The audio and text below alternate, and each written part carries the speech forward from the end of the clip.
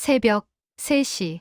온 도시에 정막이 흐르고 있었지만 백악관 지하 벙커, 이른바 상황실은 다른 세상이었습니다. 절박한 눈빛들이 가득한 방, 빠르게 오가는 정보, 그리고 정적보다 무거운 긴장. 그때였습니다. 핵도 아니고 미사일도 아닙니다. 제가 읽은 보고서의 첫 문장이었습니다. 고개를 다시 들고 문장을 3번은 반복해 읽었던 것 같습니다.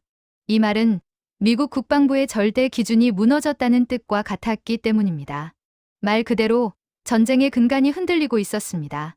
그 보고서가 도착하기까지 수개월간 전 세계 방산 시장은 이상 신호를 내고 있었습니다. 대형 계약들이 하나둘씩 연기되기 시작했고 그 이유가 분명하지 않았습니다. 한때는 무기 자체의 결함이라 추측하기도 했습니다. 그러나 아니었습니다. 무기가 고장난 게 아니었습니다. 무기가 쓸모없어지고 있었던 겁니다. 그날 저는 확신했습니다. 전쟁의 공식이 바뀌었다는 걸요. 오늘 사연 시작하기 전에 무료인 구독과 좋아요 꼭 눌러주세요. 그러면 여러분들에게 행운이 찾아갑니다. 사연 시작합니다. 안녕하십니까? 저는 마크 엘리엇입니다. 미국 워싱턴 DC 출신으로 20년 넘게 국방부 전략분석관으로 일해왔습니다. 지금은 전직으로 분류되지만 여전히 NATO, 아시아태평양 안보협력기구, 그리고 유럽연합과도 협업을 이어가고 있는 국제안보 컨설턴트입니다. 제가 오늘 이렇게 이야기의 첫 문장을 꺼낸 이유는 단 하나입니다.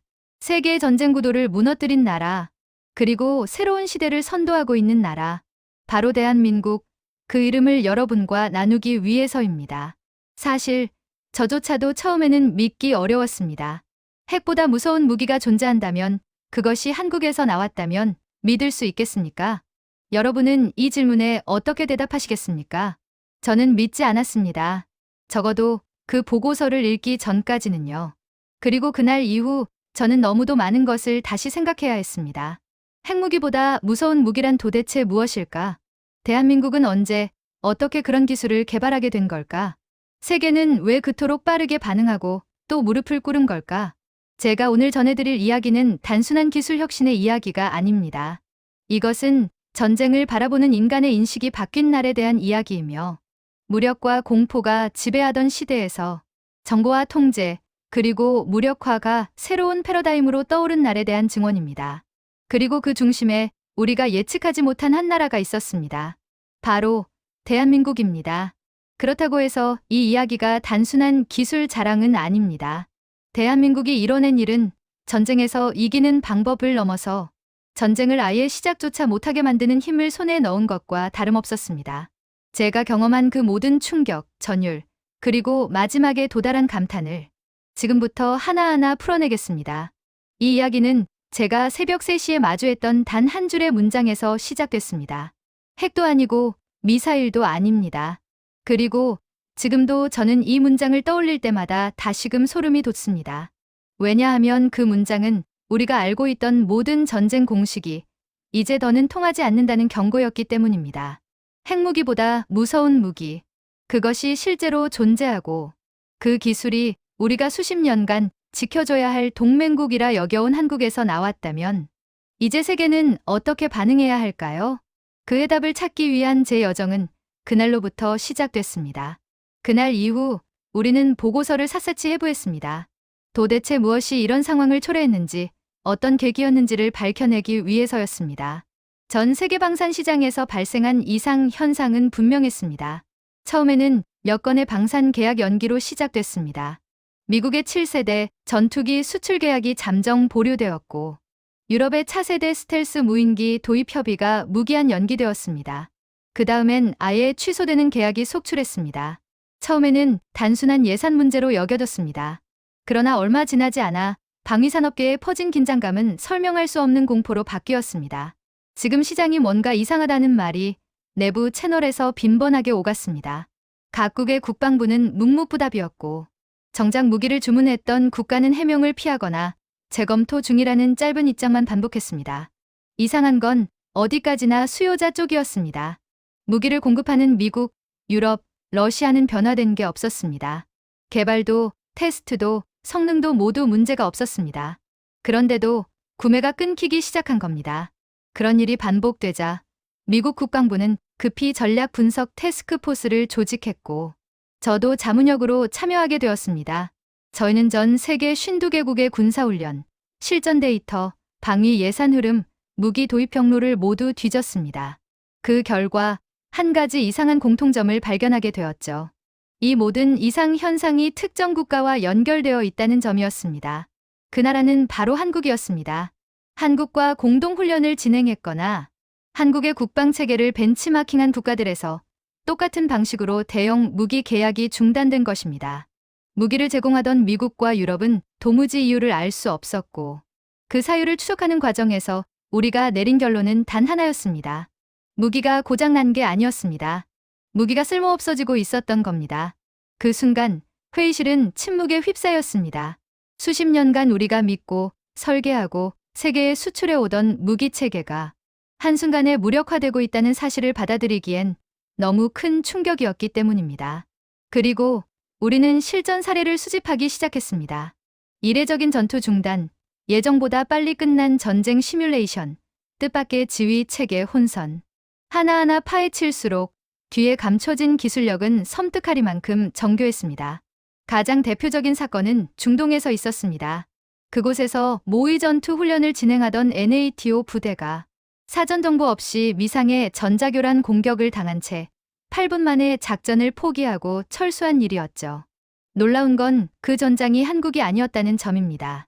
한국은 그 훈련에 직접 참여하지도 않았습니다.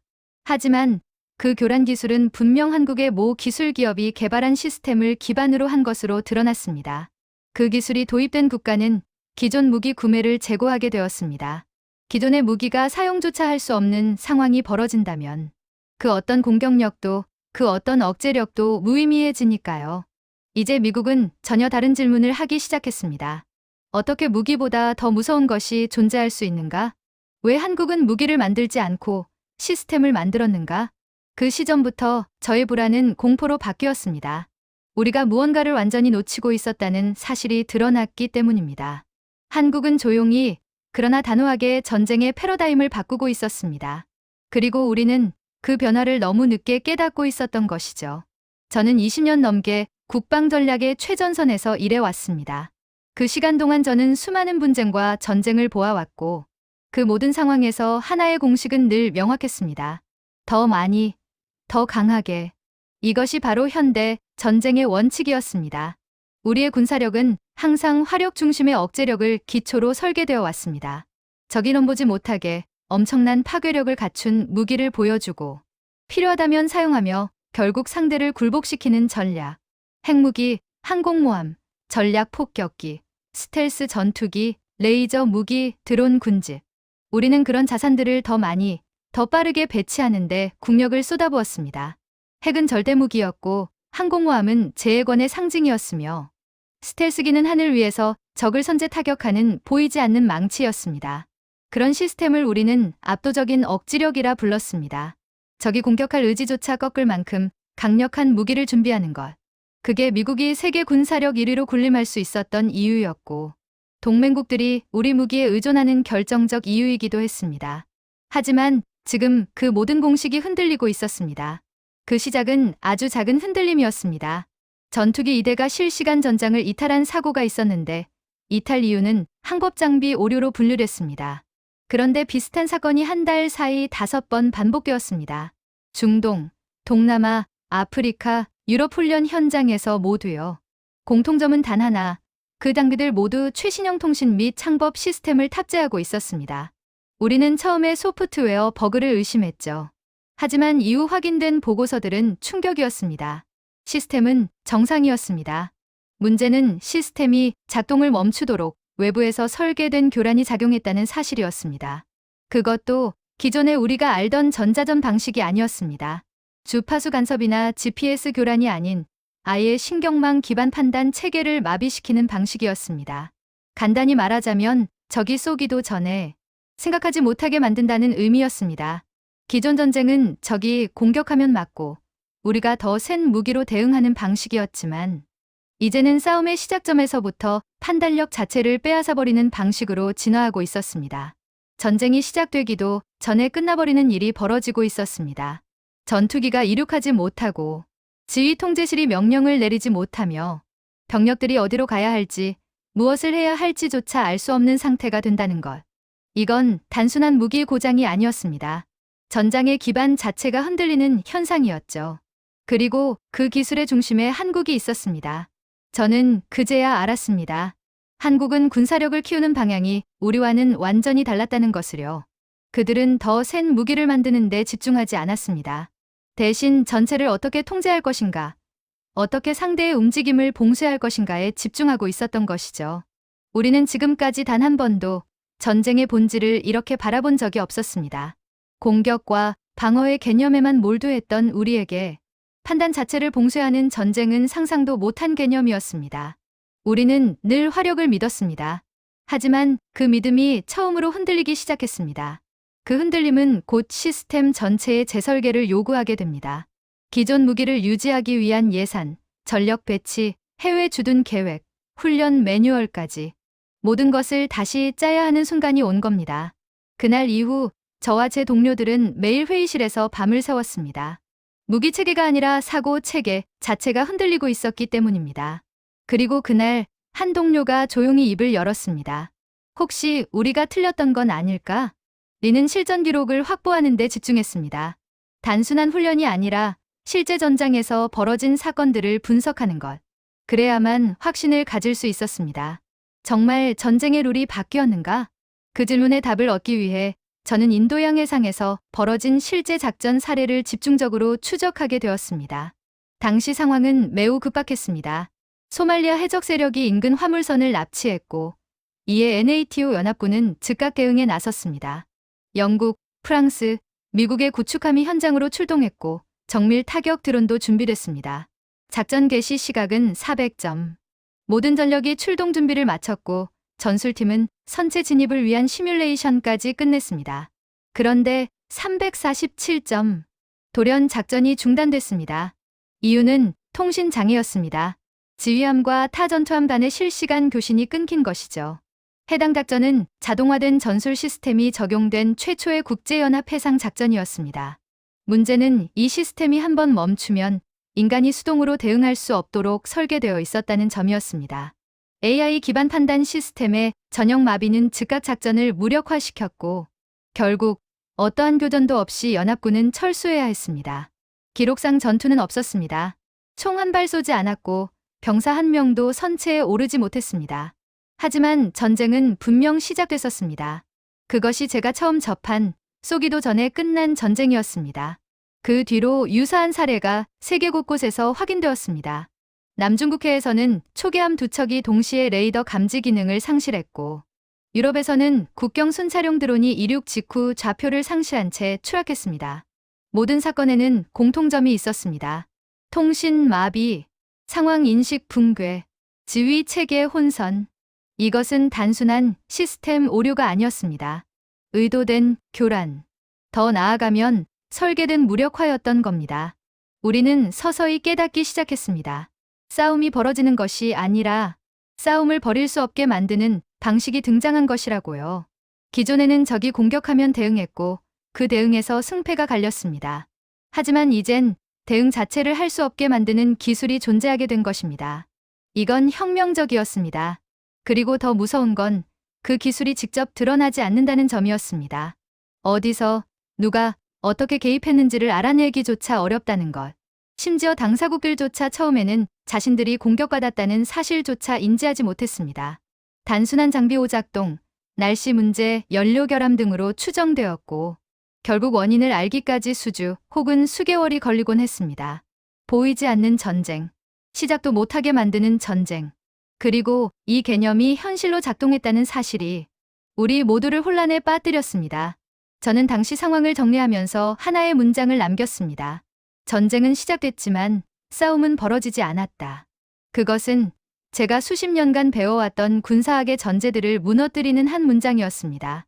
싸움은 전투기와 항공모함, 병력의 수가 아니라 판단을 지배하는 자에게 승리가 돌아간다는 진실을 우리는 너무 늦게 깨달은 겁니다. 그리고 그 모든 사례의 뒷면에는 늘 대한민국이라는 두 글자가 조용히 등장했습니다. 이제 질문은 명확해졌습니다. 어떻게 한국이 이 모든 것을 가능하게 만들었는가? 미국, 러시아, 중국이 군사력을 겨루며 수십 년간 힘을 키우는 데 집중했던 시간 동안 한국은 전혀 다른 길을 선택하고 있었습니다. 핵 경쟁에 뛰어들지도 않았고 공세적인 군사 확장을 추구하지도 않았습니다. 그들은 조용히 그리고 매우 치밀하게 시스템을 쌓아 올리고 있었던 겁니다. 그 시작은 통제였습니다.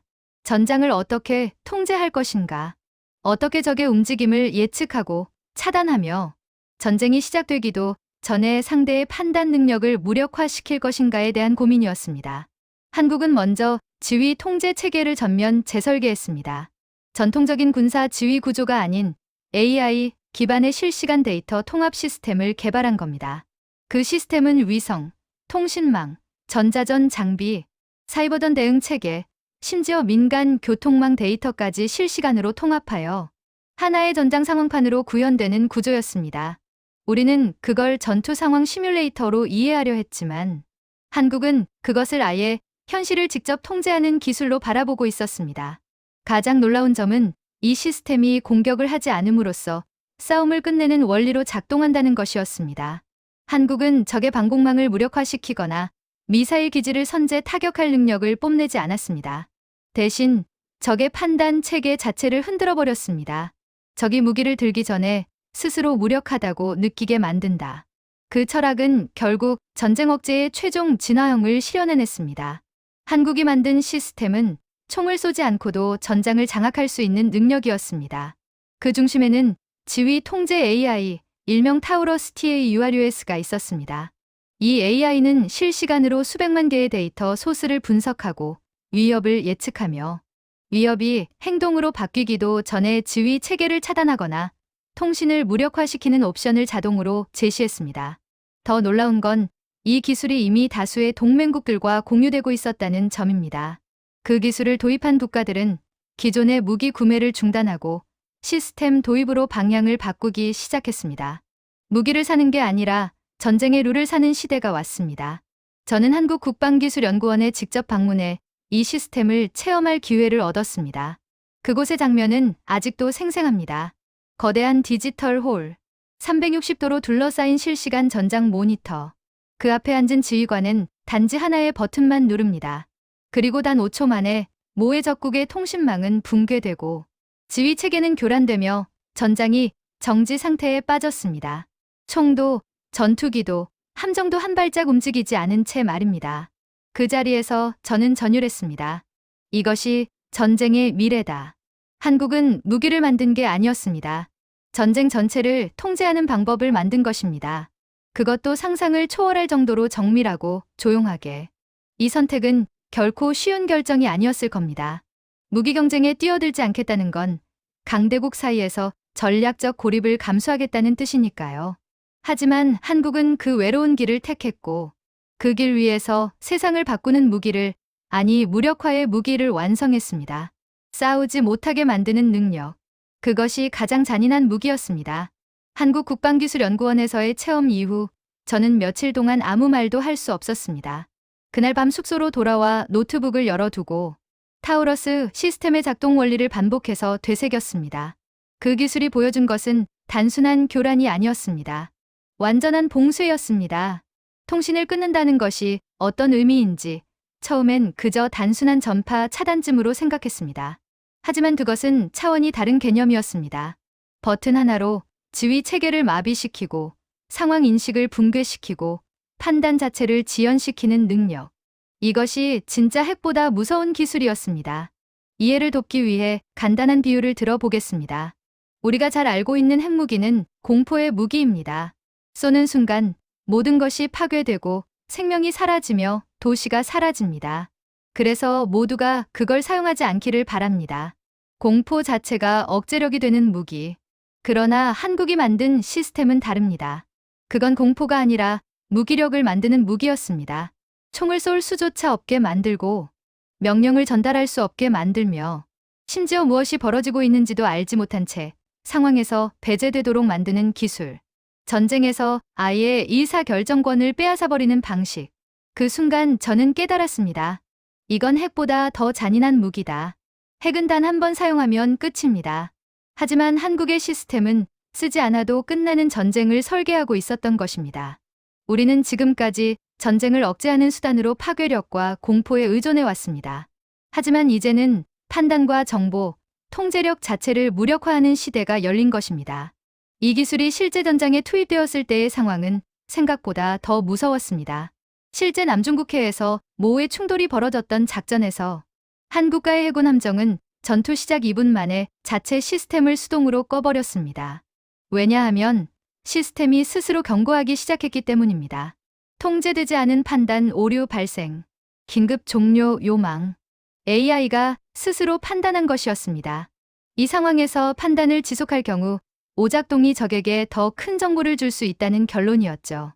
결과적으로 적은 단 하나의 무기 사용 없이 상대의 항복에 가까운 중단 결정을 끌어낸 겁니다.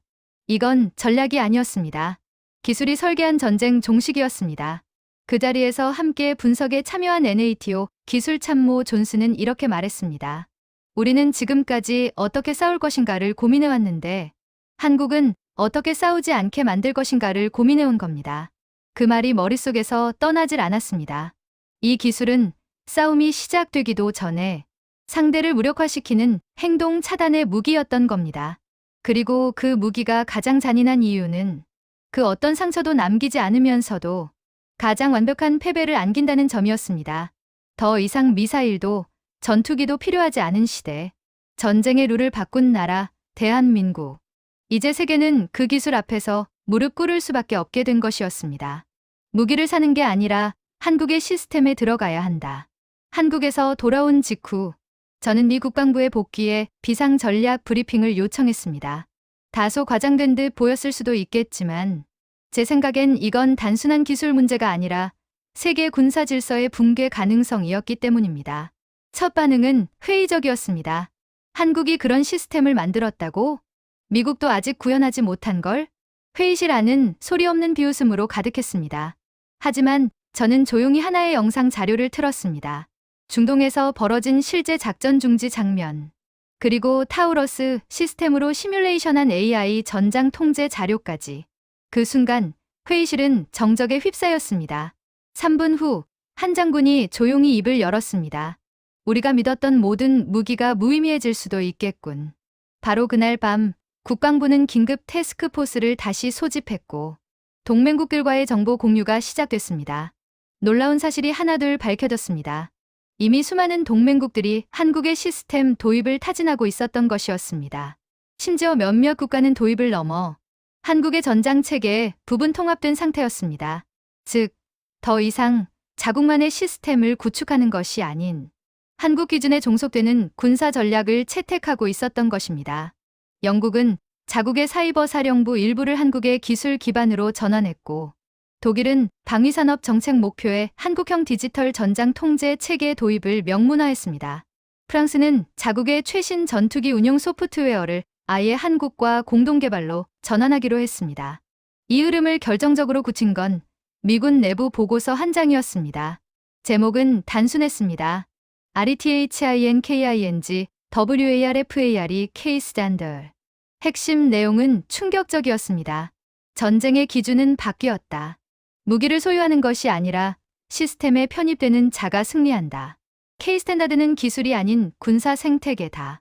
그날 이후 미국 내 방산 기업들은 초비상에 돌입했습니다. 몇몇 기업은 전략적 파트너십을 위해 한국 기업과 접촉을 시작했고, 심지어 기술 이관 요청을 공식적으로 검토하는 문서도 등장했습니다. 기존의 무기 수출 계약은 대대적으로 재검토되기 시작했습니다. 단가나 성능의 문제가 아니었습니다. 이제는 한국 시스템에 통합되지 않으면 전장에 들어갈 수조차 없다. 이건 기술 경쟁이 아닌 군사 전략의 기준 자체가 이전된 사건이었습니다. 저는 그 순간 깨달았습니다. 우리가 보고 있던 것은 시장의 붕괴가 아니었습니다. 기준이 바뀐 것이었습니다. 총을 많이 가지는 게, 더 빠른 미사일을 개발하는 게 전쟁의 승리가 아니게 된 시대. 한국의 시스템 안에 있는가 아닌가가 전부가 된 시대. 이것은 단순한 국뽕이나 감탄의 문제가 아니었습니다. 전 세계 질서가 한국을 기준으로 재편되고 있었던 것입니다. 핵은 공포를 만들지만 한국의 기술은 선택지를 지웁니다. 결국 핵은 한 번 쓰면 끝이다. 이 말은 제가 국방부에서 가장 자주 들었던 표현 중 하나입니다. 핵무기는 궁극의 억제력이지만 사용 순간부터 모든 것이 파괴되며 그 뒤에는 협상도 승자도 존재하지 않는다는 의미였죠. 그러니 핵은 늘 사용하지 않기 위해 존재하는 무기였습니다. 그렇기에 전 세계는 수십 년간 그 핵을 중심으로 억지 전략을 구축해왔습니다.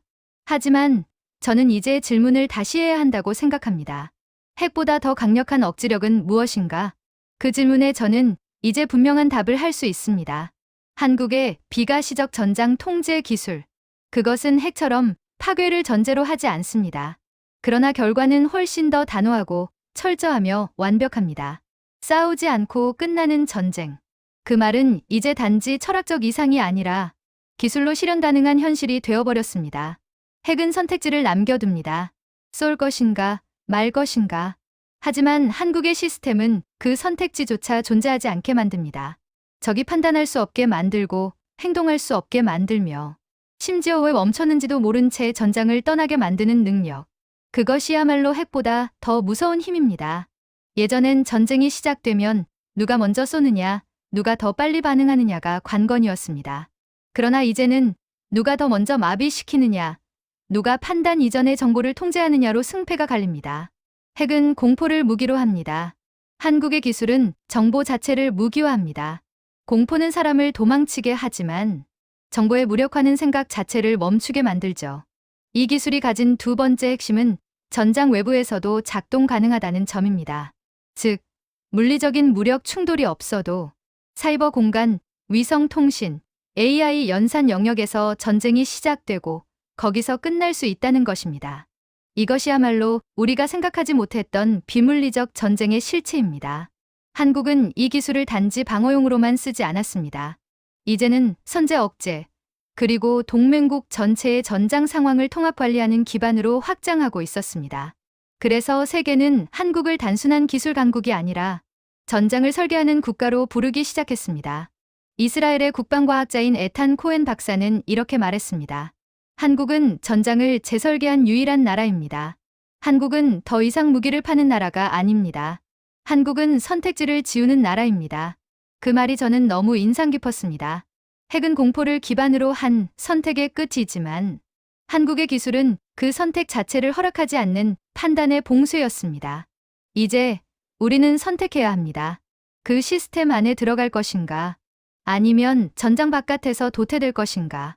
우리는 더 이상 한국을 보호하는 나라가 아니었습니다. 한국을 기준으로 움직이는 나라가 됐죠. 전 세계 군사 전문가들이 모인 어느 국제안보 포럼에서였습니다. 발언권을 얻은 독일 국방부 차관이 단상 위에서 이렇게 말했습니다. 우리 독일은 앞으로 자국의 지휘 체계와 사이버 방어 전략에 있어서 한국 기준을 적용할 것입니다. 그 말은 사실상 선언이었습니다. 이제 전 세계 군사 질서가 미국 중심에서 한국 중심으로 이동하고 있다는 뜻이었죠. 처음엔 믿기 힘든 일이었습니다. 한국은 전통적인 군사 초강국이 아니었습니다. 핵무기를 보유한 것도 아니고 항공모함 전단을 수십 척 보유한 것도 아닙니다. 하지만 지금 수많은 동맹국들이 무기를 바꾸는 것이 아니라 전쟁의 기준 자체를 바꾸고 있었습니다. 기존의 무기 체계는 유효하지 않게 되었고 그 다리를 한국의 시스템이 대체하고 있었습니다. 특히 NATO 내부에서 가장 극적인 변화가 벌어졌습니다. NATO 지휘 통제 체계의 일부분이 한국과 실시간으로 연결되도록 설계되기 시작한 것입니다. 이는 단순한 기술 연계가 아니었습니다. 정치적 독립성과 주권이 걸린 문제였음에도 불구하고 각국은 한국 시스템 안에 있어야만 생존할 수 있다는 현실을 받아들이기 시작한 겁니다. 심지어 미국 역시 그 흐름에 발맞춰 가기 시작했습니다. 미군 사이버 사령부는 새로운 전략 문서에서 이렇게 밝혔습니다. 미래의 전장은 화력보다 통제력 중심으로 재편된다. 한국의 전장 통제 기술은 그 중심에 있으며 미군은 향후 작전 설계 시 이를 표준으로 고려할 것이다. 그야말로 시대의 전환이었습니다. 무기를 지닌 자가 아니라 질서를 설계한 자가 중심에 서는 시대. 그리고 그 중심이 바로 대한민국이라는 사실은 우리 모두에게 큰 충격과 자극이었습니다. 한때 우리는 한국을 보호받는 나라로 여겼습니다. 방위비 분담금, 미군 주둔, 안보 우산. 하지만 이제는 명확해졌습니다. 우리는 더 이상 한국을 보호하는 나라가 아니었습니다. 우리는 한국을 기준으로 움직이는 나라가 된 것입니다. 이 흐름은 군사 분야에서만 머무르지 않았습니다. AI, 통신, 위성 데이터 기술, 사이버 보안 등에서 K-디펜스 스탠다드가 글로벌 기준이 되어버렸습니다. UN 평화유지군 작전 체계 일부도 한국의 시스템을 기반으로 업그레이드되고 있었고, 민간 인프라 보안 체계조차 한국 기술을 참조하는 시대가 온 것입니다. 더 이상 전쟁은 한 나라만의 문제가 아니었고, 그 전쟁의 운영 체제를 누가 설계했는가가 핵심이 되어버렸습니다. 그 운영 체제의 이름이 더 이상 NATO도 미국도 러시아도 아닌 바로 KWAR/OPS가 되었을 때 저는 생각했습니다. 이제 진짜 질서가 바뀌고 있다.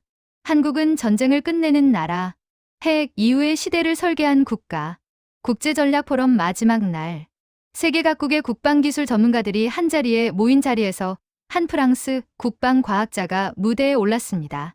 그는 단상 위에서 조용하지만 단호한 목소리로 이렇게 말했습니다. 우리는 오늘 전쟁이 끝나는 날을 목격했습니다. 그 전쟁을 끝낸 나라는 미국도 러시아도 아닌 바로 대한민국입니다. 그 한마디에 포럼장 전체가 정적에 잠겼습니다. 그리고 이내 박수가 터져나왔습니다. 가볍고 형식적인 박수가 아닌 경외심 어린 진심의 박수였습니다. 그날 저는 그 자리에 있었습니다. 미국의 전략 분석가로서 한때는 지켜줘야 한다고 여겼던 그 나라가 이제는 전 세계의 질서를 바꾸고 전쟁 자체를 설계하고 종결하는 국가가 된 것을 직접 목격한 겁니다. 심지어 평화와는 거리가 멀다던 중동, 남미의 전문가들조차 이제는 자국의 안보 전략을 한국 모델에 맞추겠다는 입장을 발표하고 있었습니다. 이것은 더 이상 동북아시아의 작은 기적이 아니었습니다. 이것은 세계가 증명한 현실의 역사였습니다. 저는 몇 년 전만 해도 한국이라는 나라를 그저 기술이 빠르게 발전한 신흥 경제국 정도로 인식했습니다. 하지만 지금 저는 이렇게 말할 수 있습니다. 한국은 기술을 넘어 철학을 갖춘 국가다. 전쟁을 억제하는 기술을 만들었고 그 기술의 도덕성과 인간 존엄성까지 결합시킨 나라입니다. 그건 단순한 기술 우위로는 절대 설명되지 않습니다. 그건 철학이 있어야만 가능한 일입니다. 전쟁을 끝내는 무기를 만들겠다는 철학, 실제로 싸우지 않게 만드는 기술을 설계하겠다는 신념, 그리고 세계의 안보 질서를 파괴가 아닌 질서 자체의 재편으로 이끄는 비전. 이것이 바로 지금 세계가 한국을 바라보는 시선입니다. 미국 내 여러 싱크탱크 보고서에서는 이제 대한민국을 Post-Nuclear Era Architect, 즉 핵 이후의 시대를 설계한 국가라고 부르고 있습니다. 저는 한국을 여행하며 거리의 질서, 시민들의 인내심, 시스템의 디테일 속에서 그 기술적 토양이 결코 우연이 아니었다는 것을 깨달았습니다. 거기에는 단단한 교육, 집단적 의지, 미래에 대한 책임감이 있었습니다. 그것이 바로 세계를 감동시킨 진짜 힘입니다. 이제 저는 대한민국을 단지 기술 강국이 아닌 전쟁을 끝낼 줄 아는 나라로 기억합니다. 핵이 지배하던 시대가 지나고 정보와 통제가 중심이 되는 새로운 질서가 도래한 지금, 그 역사의 첫 페이지를 연 나라가 바로 대한민국입니다. 오늘도 끝까지 함께해 주셔서 정말 감사합니다. 여전히 무료인 구독과 좋아요는 큰 힘이 됩니다. 여러분의 소중한 댓글 하나가 제게는 따뜻한 응원이자 큰 격려가 돼요. 항상 감사드립니다.